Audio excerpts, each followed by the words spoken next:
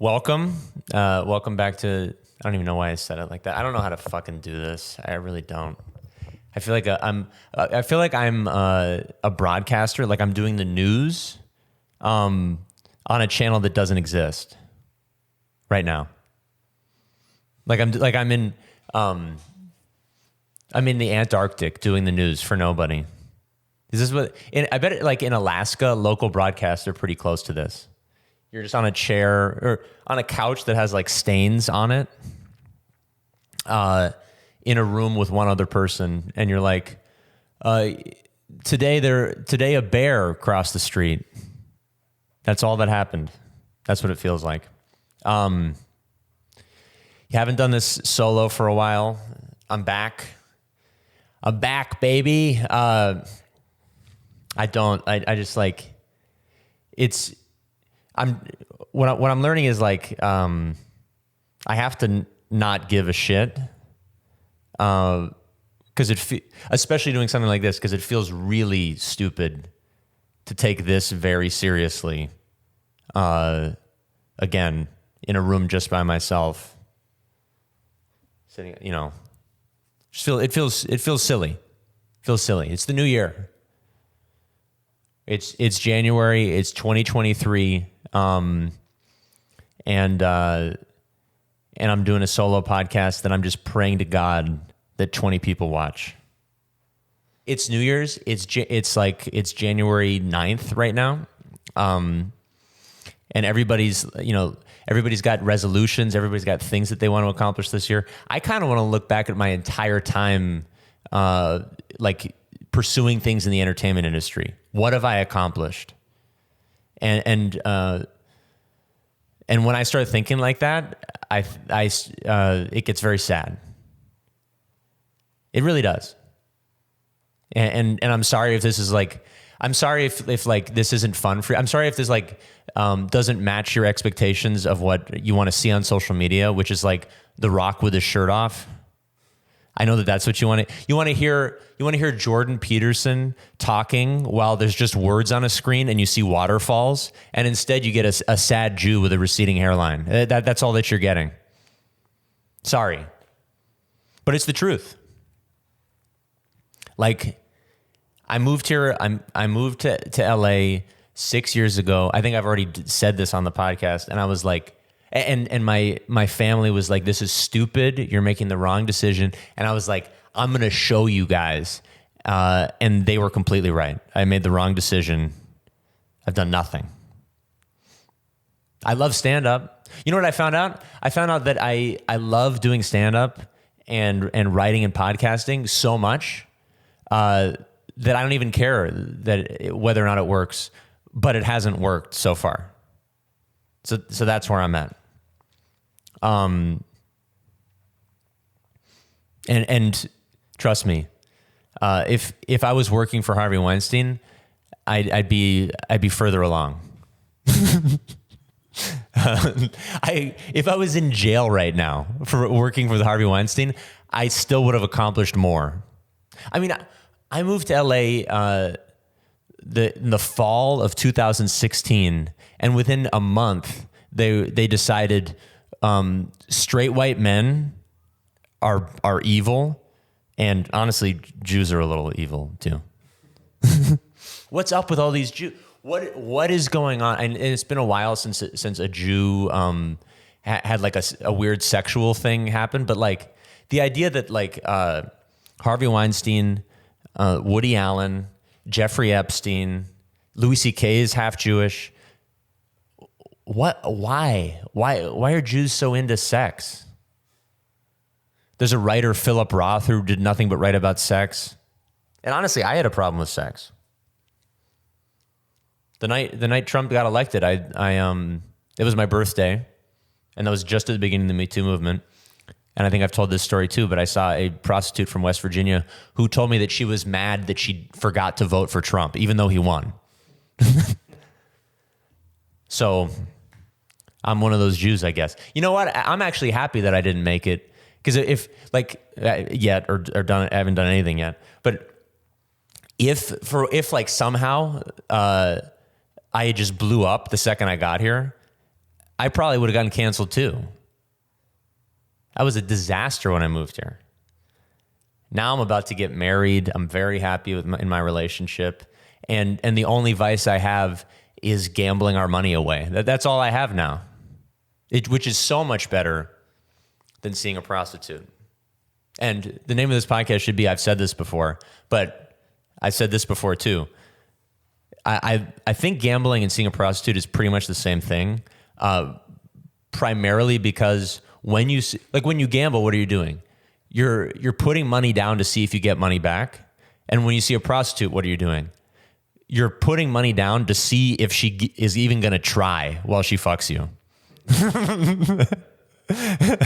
That's what you're doing. And from my experience, which is vast and terrifying, it's scary how much experience I have and how fucked up I was before, and emotionally blocked off and just desperate for like skin to skin contact.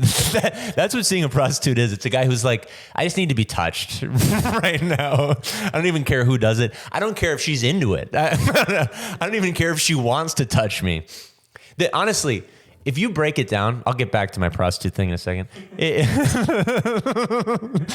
If you break it down, the difference between someone who's addicted to seeing prostitutes and someone who gets regular massages is nothing. There's almost no difference. But because at the end of the day, what are you doing? You're going, I feel lonely, please touch me. I'll pay you. I'll pay you to touch me. Oh, you don't want to? Here's extra money. Do you not feel like touching me? I'll pay you $150 for 90 minutes of you touching me. And if I come, we can stop. It's either 90 minutes or I come. Those are the two ways we're measuring this massage here. What I was going to say about seeing prostitutes and gambling is when you gamble, you put money down to see if you're going to win. When you see a prostitute, you put money down to see if she's going to be into it. And what's the percentage of time when a prostitute is into it? I'd say under 30. It's very low. So you're saying there's easily a 70% chance that this is just going to not be fun for either of us. For me, it's not going to be fun. For her, it's just adding to lifelong trauma. I'm giving her money to continue her down this path where her life is not fun. It's like giving to a charity that starves kids more. You know, when you go to the grocery store and they say, hey, would you like to donate $1 to help starving children? And what if one of those charities was, they don't say, when they say, do you want to donate $1 to starving children? They don't actually specify that they're feeding the children. They might mean we're just going to continue starving these kids. Do you want to contribute funds so that we can take food out of children's hands while they're eating it in Africa? You're kind of doing that by seeing prostitutes. You're going, hey, I know you have a severe drug problem and you won't see your family and you won't get a regular job. This will pay for your hotel for the next night so you can keep fucking strangers for money. So that's how my year's been. I just got back from Arizona, which was, as you can tell, just so fun. I love it. What a great state. Has anyone ever said that? Arizona, man, do I love that state. I think even the people in Arizona are like, yeah, it sucks. They've just given up on it. They don't even pave the roads. I'll be honest with you. Occasionally I like to exercise. Is that okay for me to say? Is that socially acceptable to say on a comedy podcast that occasionally I exercise? And Joe Rogan's podcast does not count as a comedy podcast because all they talk about is exercise, which is insane. That a professional stand-up comedian talks to politicians about exercising on a podcast. It doesn't make any sense. If George Carlin or Richard Pryor watched that podcast, their heads would explode. If they were still alive to see what Joe Rogan talks about with other people. But if I'm in a new city, I was doing some shows, which was fun. They weren't good. I didn't get paid a lot. Actually, a couple of them were good, and I'll go back and get paid. But what if you think I'm like some high rolling guy, if you think I'm a guy who has a lot of money who drives to Arizona to do shows to make a ton of money, you'd be stupid, first of all, and wrong. That I did not do that, but I drove there to do some shows at some different clubs and some weird venues and meet some people so that I can go back and do it again at a slightly higher level. That's where I'm at with my career right now. I can convince people in a massively inferior state to book me on shows. That's where I'm at. But when I go to a new city or a new state, I like to like run around a little bit, and just see what's going on. And Arizona is one of the first states I've ever been to where multiple times I had glass in my shoe. They don't pave the roads. There's fucking rocks everywhere. I mean, it's the desert, but like the streets are like desert. It never snows there, so they're not filling any potholes, and it's just not a wealthy city, a wealthy state. It's not. And honestly, I mean, I should have known that going. A good way to measure how often a state is paving its roads is how many Jews are there. That's a perfect way to measure it. And we looked it up. Arizona has how many Jews? 100,000. Are you looking at nudes right now on your phone? No. 100,000 and there's 7.2 million. So 100,000 out of 7.2 million. I mean, let's get a percentage there, but it's very small. It's less than 1%. Yeah. If there's that few Jews, your state is going to not be well funded. I promise you. No money in that state. I did have fun at the shows. I will be honest with you, I did. There's some good tacos. It's close to Mexico. And that's really it. And Arizona, my attitude going to Arizona was like, Arizona, you got something? Less than 2%. It's 1.4. 1.4. 1.4% Jews. Can we look that up in New York and California? I'm curious about that. New York, it's going to be insanely high. And New York's a better state. My attitude going to Arizona was like, I've heard about Arizona. Arizona's weird. Arizona, my attitude was like, Arizona doesn't give a shit. Did you find it? Yeah. Okay. So just in New York, just in the city of New York, 9% of the population of New York City is Jewish. In the city of New York, 9%. That's an insanely high percentage. I mean, For a very diverse city, too. New York is the most diverse city in America, and it's 10% Jew. Right. I mean, look at the stats on the world. What percentage? It's like less than 1% of the world is Jewish. Something like that. Yeah. So New York paves its roads and has Jews. Is that a coincidence? Probably. But Arizona just... It's 0.2% of the world. 0.2% of the world population. 1.4% of Arizona's population. 9% of New York's population. And New York has... That's just the city, too. That's not even... More, yeah. Like Long Island and Staten Island and all that stuff. New York, I mean, no one, if someone says to you, Arizona is a better state than New York State, they hate Jews. And they just don't know what they're talking about. And they love guns, probably. But going to Arizona, my attitude going to Arizona was like,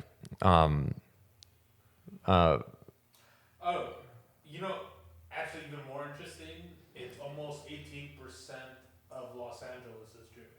whoa, that's really high. Which makes, And that's adds to the conspiracy theory that film industry. Yeah. Hey, okay. So New York, New York City proper is probably really high. Like that's New York State that you looked at, right? No, it said New York City. New York City. Okay, 9%. But that's very diverse. LA is diverse, but not quite as diverse. It's mostly Hispanic.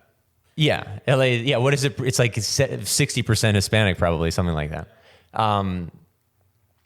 So LA is is 18% Jews, and from my experience, they're the bad Jews. New York has some better Jews, and the Jews in Arizona, I only met one, so I can't really form an opinion based on the one Jew I met. But she was cool, the one Jew. If you count the county, right, then it's 7%. Well, but that's like cheating because like everything, like 90% of Southern California is Los Angeles County. Right. Well, other thing about Jews in Arizona and just Jews in general, a great way to figure out how many Jews are in a place is to do comedy and meet the local comics.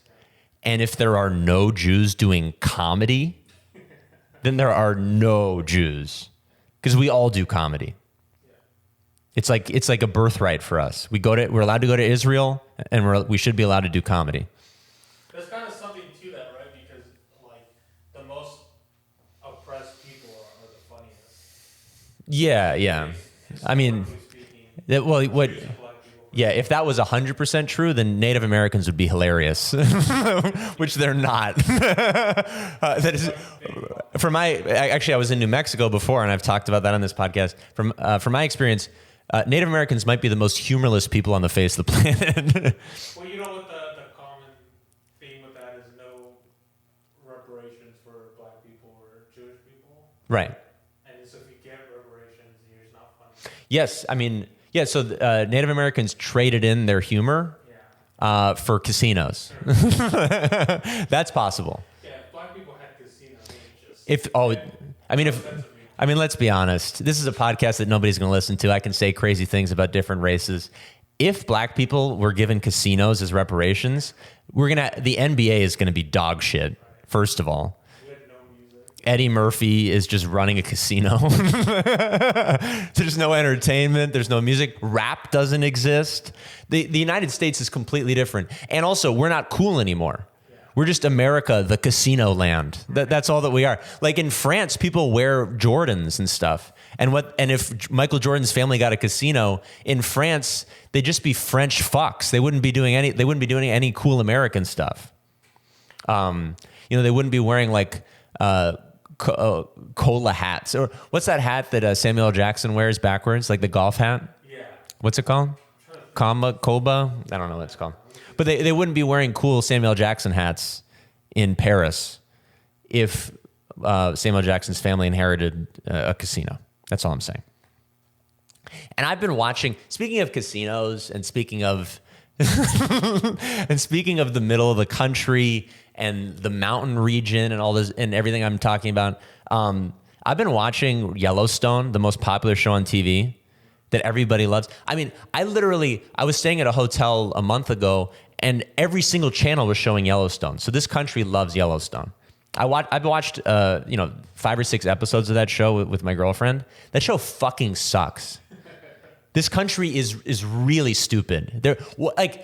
Have you watched Yellowstone? No, I have not. Yellowstone is the Succession, which is a great show on HBO, written by British people about the upper 1%.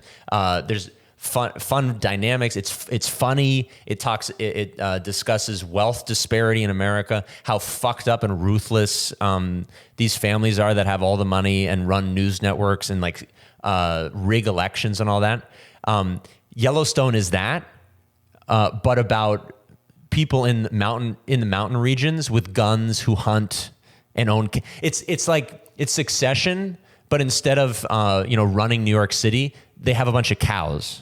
Succession but poor. It's Succession but redneck. That's what it's Succession for people who are like, I don't like them big city folk. And what does that prove? America is just full of people who just want to shoot people on their land. I think we're turning into a libertarian country, possibly. It's Succession, but it's poorly written, and it's just people fucking and shooting each other. Yeah. And they're all white, except for the Native Americans. That's what made me think of it. There's Native Americans in the show. They're constantly naked and killing people. But it's also a kind of like... And in Succession, there's no nudity and no death, and it's a great show. Right. It also kind of proves a point when other countries say America is, they're automatically Yes. It's so different. Like we're the fat country and also the country that wins the Olympics at the same time. Yeah, that's very true. But what America actually is, like the people who are really fat and the people who win the Olympics, that's a pretty small percentage of the country. The bigger percentage of the country are people who are like, I want land and I don't like Native Americans. That's the biggest percentage of America. Let's be honest. It is. Because in Succession, the Native American, there's a Native American like mayor or like a politician who's pitted against, why can't I think of his name? He played Bull Durham, the main guy. Fucking, can you look it up? I can't believe I can't think of this. Yellowstone's important. I'm glad that I'm discussing Yellowstone. You guys might. He's the main guy. You'll find him. He's like a very, very famous actor. You guys are probably thinking, Ben. Kevin Costner. Thank you, Ben. Ben, we turn on Ben the Menace to hear about the most important things that are going on in this country. Why haven't you talked about Yellowstone yet? Guess what? Today's the day. I'm talking about Yellowstone, the TV show, and how much it fucking sucks. And if you, I should have said sucks properly, if I'm going to shit on everybody who watches it. I'm talking about Yellowstone today, how much it fucking sucks, and how stupid you are if you watch it. That's what I'm talking about. And that, guess what? I know most of the country watches it. So it's me versus all of you fucking middle of the country idiots. This is such a bad idea for me to pit myself against the majority of the country right now. I'm a guy who wants to sell tickets throughout the country and do very well as a comic. And I'm basically saying, hey guys, listen to me. I don't want to sell tickets in most of the country. I don't want people in the largest parts of the country where I can make a killing. I don't want you guys. And also, I've said things that are borderline racist and borderline homophobic on other episodes. So I don't even want the people on the coasts. I don't want anybody. I'm regretting this entire episode so far. This is the best episode I've ever done, and I don't think it's watchable. Okay, back to Arizona. Going into Arizona, I was like, Arizona does not give a fuck. That's all I know about this state. They don't care. They're like, they're into guns. It's not a particularly diverse state. They're definitely right wing, so they don't give a fuck. That was my attitude. And I drove from Phoenix to Tucson twice to do shows. And while driving from Phoenix to Tucson, I was like, Arizona doesn't give a fuck. I'm driving back from Tucson. I'm like, the roads are empty. Arizona doesn't give a fuck. I'm going to go 100 because Arizona doesn't give a fuck. Guess what happened when I drove 100? I got pulled over. Because Arizona doesn't give as much of a fuck as some other places, but you can't drive 100 miles an hour by a cop. I actually saw the cop. I was going like 110. I saw the cop and somehow slowed down to 90, I think. But like the cop knows exactly what you're doing. When you're going that fast and then you hit the brakes. I mean, the cop saw a car going zooming towards him, and then he saw me go by with brake lights on on a highway. I think he knew what was going on. So I got pulled over in Arizona. And actually, I do kind of think, based on like some pretty solid experience driving around this country, you learn a lot about a state based on how they treat you when you get pulled over. That'll tell you a lot. The interactions with cops, that'll tell you a lot. And if you die, then you know that they don't like you. So I got pulled over in Arizona. The cop sticks his head in and he goes, "You have a gun?" I mean, does that not tell you everything? And he said it like, he wasn't like I'm worried that you might have a gun. He said, "Do you have a gun?" Like, "Hey, you know, how's it going?" He goes, "Do you have a gun?" And I said, "No." I could actually tell that it seemed like he was disappointed that I didn't have a gun. I was like, "Do you want this to be a shootout or something?" Yeah, he asked me if I had a gun. I said no. He was disappointed. He told me he was going to give me a warning for going so fast. I got a warning for going 110 miles an hour. Arizona actually doesn't really give a fuck. Yeah, almost 50% of the population of Arizona Has guns. Yeah. Whoa. That's pretty. 50% of Arizona has guns. He was disappointed. Yeah. He wanted me to have a gun. It's actually, it looks like it's the #1 state for gun ownership too. Arizona, most of Arizona has guns, and almost none of Arizona is Jewish. That's not a coincidence. I don't know how I came up with it. It's the highest. It's not even almost the highest. Montana is almost 70%. Whoa. In Montana. And Montana's where Yellowstone is shot. Yeah. That's Montana. Yeah. The one that makes sense is #3 is Alaska. Mm-hmm. 65. Well, they need to defend themselves. Like polar bears. I actually read it. Yeah, if you don't have a gun in Alaska, you're stupid. Yeah. I read a story online about a guy who had a bear get in his house in Alaska.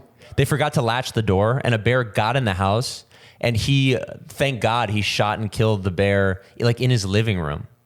It would have just mauled his whole family. You need a gun in Alaska. In Arizona, what's going to get in your house? A lizard? A rattlesnake? You got to shoot it with an M80? Wyoming is like only slightly behind Montana at #2. But that makes sense. Those states love guns and hate Native Americans. And the cop gave me a warning. Oh, and then I had a bottle like this, just like a glass bottle that I reuse. And the cop was like, as I was about to leave, he's like, "This is just a warning, no big deal." And he goes, as I'm about to drive away, he goes, "Wait, is that alcohol?" And I'm just like, why didn't you do that before the gun thing?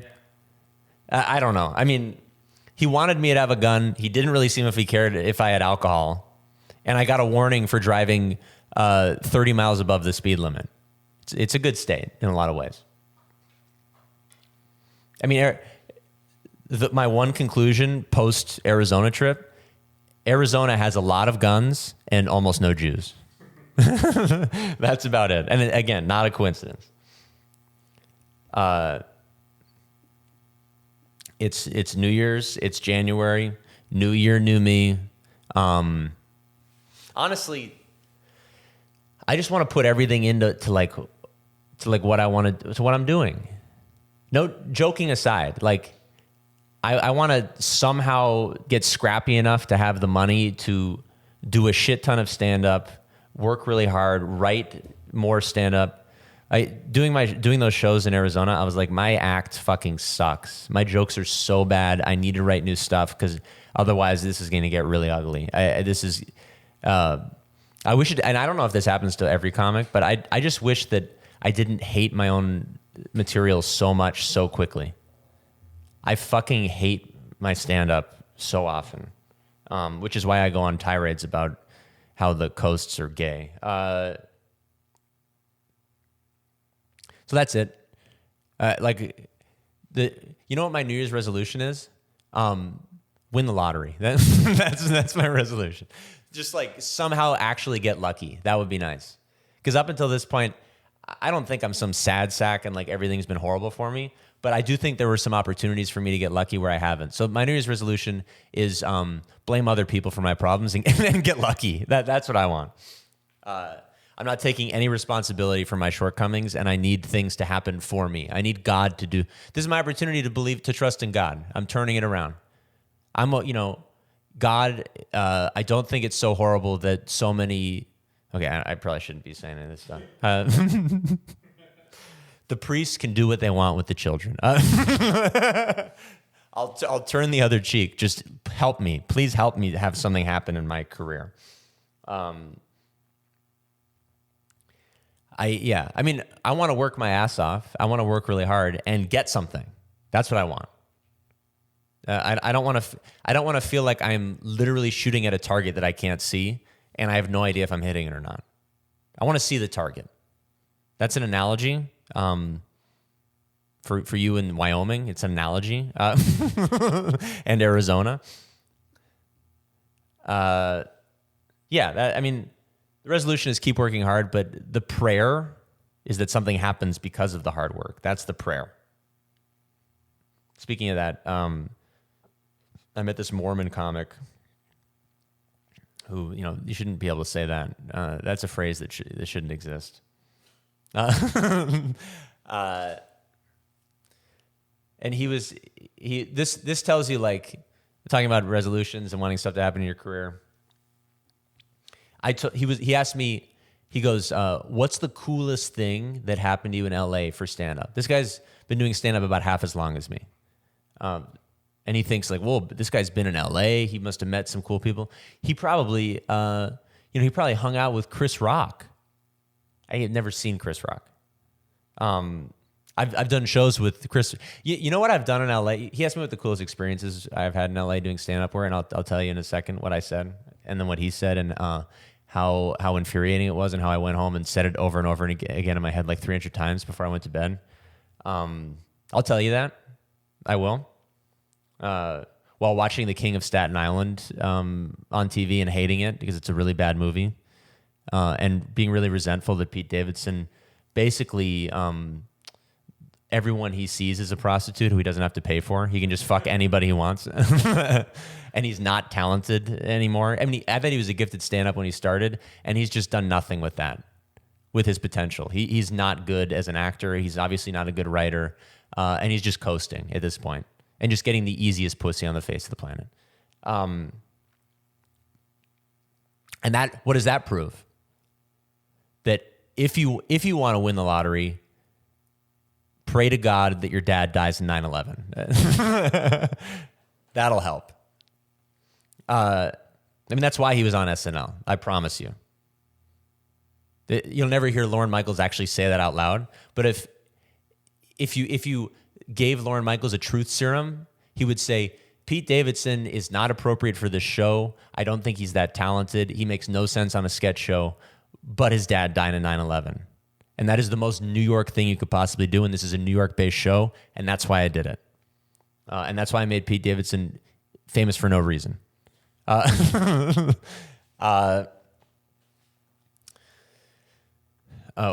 what was I going to say? I actually lost my place because I was going to talk about the Mormon guy. Where was I before that? You were gonna I got it. He asked me, like, what the cool things I've done in LA are. I haven't done any cool things. I haven't done shows with Chris Rock. I haven't hung out with Joe Rogan. What I have done though is I've done shows with Chris Rock's brother.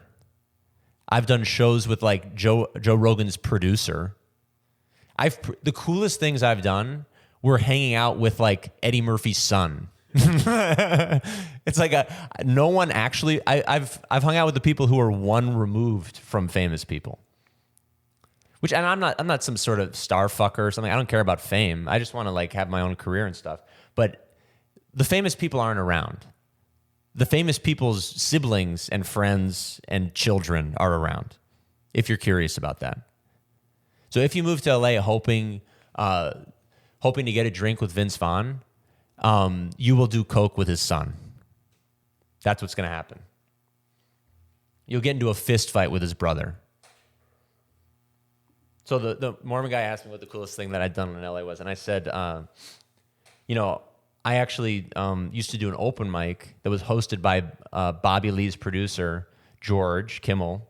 And when people give me a blank stare when I say George Kimmel, I go pink dick, and they go, oh, yeah.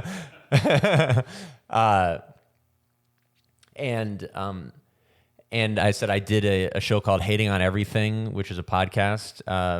It was George's idea, and they built it around me, and I was like less than 2 years into stand-up, and then I got fired from a podcast. I'm one of the only people in the history of podcasting to get fired from a podcast. And then I had an idea for a show that was like Dr. Phil, but it was honest, called Honest Therapy, and we shot it at their studio, and then I got fired again from a podcast. And he like processed all of this, and way later in the night, when I said it, he was like, "Oh, cool, that's cool." And I said, I also said I opened for a comedian who's Persian and has a 100% Persian fan base. I've opened for him in huge theaters, and the kid was like, "Whoa, you went on tour with him?" I go, "No, I just like kind of begged him, and he let me." And then later in the night, he goes, yeah, and the coolest thing you've done is like do a podcast with Bobby Lee's friend and never meet Bobby Lee. And I was like, that's true. That's actually true. I should have just said that. And I also should have said, you're the one who fucking asked me if I did anything cool. I didn't say, hey, here's the coolest thing. I would never say something like that. You forced me to tell you something cool that I did. And what I should have said was, I've done nothing cool. That's it. Hey, what's the coolest thing you've done in Hollywood? You've been there for 5 years now. Nothing. You know what the coolest thing I've done in Hollywood is? Total a car. That's the coolest thing I've done. Move in with my girlfriend, which you could do in any city in America. You know, something didn't dawn on me. I don't know why it didn't dawn on me until right now when you're telling that story. Because I've heard you do all I was fired off of Hating on Everything. Yeah. I'm the one that fired you. Yeah.